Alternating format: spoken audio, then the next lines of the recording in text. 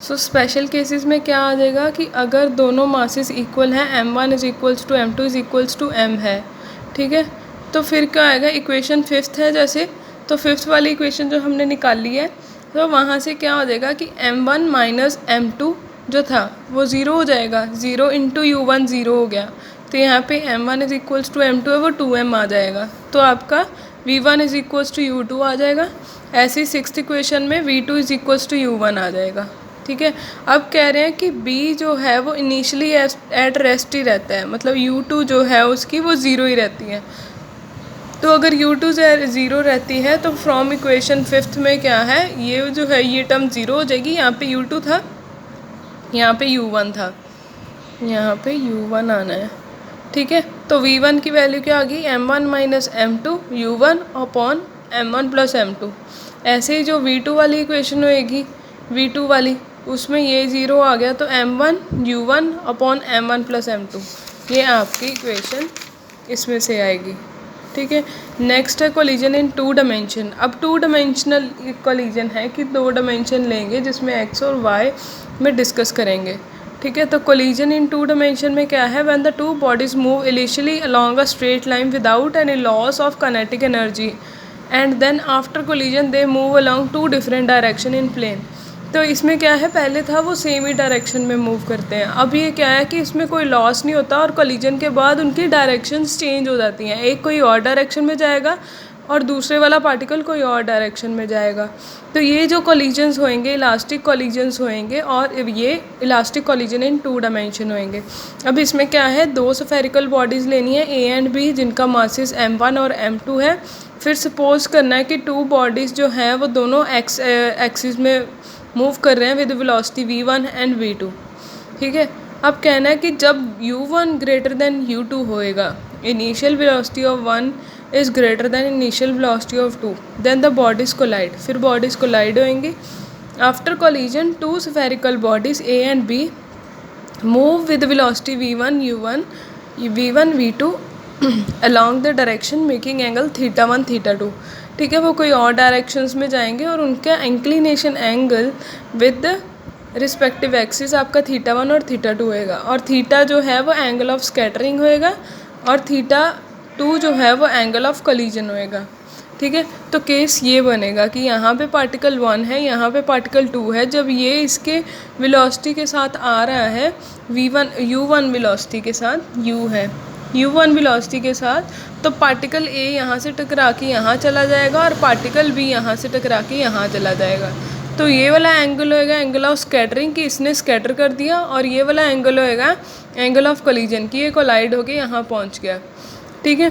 तो यहाँ से इसकी v1 वेलोसिटी से ये मूव करा, उसका v1 कॉस थीटा कॉम्पोनेंट इधर होएगा। मैंने बताया था कि हॉरिजॉन्टल कॉम्पोनेंट जो होता है projection of this on horizontal axis, वो आपका कॉज ऑफ थीटा होता है, और projection of this on the Y axis, इसके परछाई के टाइप जो यहाँ पे वाई एक्सिस पे होएगा प्रोजेक्शन, वो आपका साइन ऑफ थीटा होएगा। तो ये कॉम्पोनेंट डिवीजन होती है एक वेक्टर की, ठीक है। तो ये है इसका कॉस थीटा कॉम्पोनेंट, ये साइन थीटा कॉम्पोनेंट। ऐसे ही v2 वेलोसिटी से b मूव करेगा, उसका v2 कॉस थीटा 2 और v2 साइन थीटा 2, ठीक है।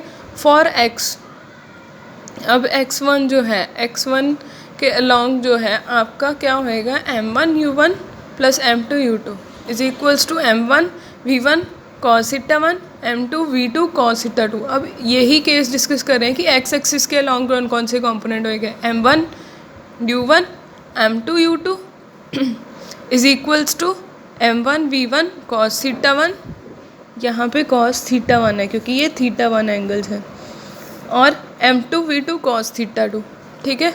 अब मोमेंटम y के लिए लेंगे, y में पहले तो नहीं था ना कोई कंपोनेंट, पहले y की तरफ थे ही नहीं, ठीक है, तो वो ज़ीरो हो गया। m1 v1 sine theta 1 m2 v2 sine theta 2, ठीक है। ऐसे काइनेटिक एनर्जी ले ली, ये था मोमेंटम चेंज, ये है kinetic energy, half m1 u1 square half m2 u2 square half m1 v1 square half m2 v2 square, ठीक है। तो यहाँ पे 4 अननोन क्वांटिटीज़ है v1 v2 theta 1 theta 2, can not be found using 3 equation 1 2 3, जिसको हम 1 2 3 से फाइंड आउट नहीं कर सकते। हमें कुछ ना कुछ एटलीस्ट एक जो है नॉन वैल्यू चाहिए, ठीक है, एटलीस्ट 1 वैल्यू चाहिए जिससे हम ये अननोन निकाल सकते हैं, ठीक है। तो स्पेशल केस में है कि अगर 2 आइडेंटिकल पार्टिकल्स हैं and target particle is at rest, तो टारगेट पार्टिकल रेस्ट पे है, अगर रेस्ट पे है दोनों का मास उन्होंने सेम लिया, आइडेंटिकल पार्टिकल है ना, इसलिए उनका मास सेम है। इनिशियली क्या है वो रेस्ट पे पड़ा है, U2 उसका 0 है। तो देन आपकी काइनेटिक एनर्जी में M1 आइडेंटिकल पार्टिकल थे तो M1 M2 की जगह MM लिखा जाएगा, और यहाँ पे U2 0 था, U1 तो था ही, U2 0 हो गया, यहाँ से U1 की वैल्यू निकल आई। ऐसे ही आप मोमेंटम के ले लोगे, मोमेंटम में आपके सारे ये सेम आएगा, V1 आ जाएगा, ठीक है।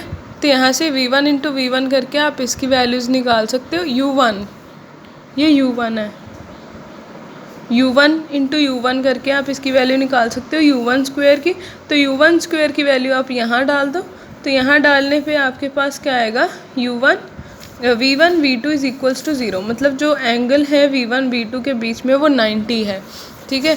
V1 V2 मीन्स टू से ये आपका V1 है, ये आपका V2 है, मतलब ये दोनों क्या है 90 डिग्री एंगल पे, ऐसे आपका V1 जाएगा और ऐसे आपका V2 जाएगा। तो यहाँ से ये शो होता है कि जब ये वाले कोलिजन होंगे तो ये 90 डिग्री एंगल बनाएंगे, ठीक है। तो अप टू दिस आपका ये चैप्टर कंप्लीट होता है।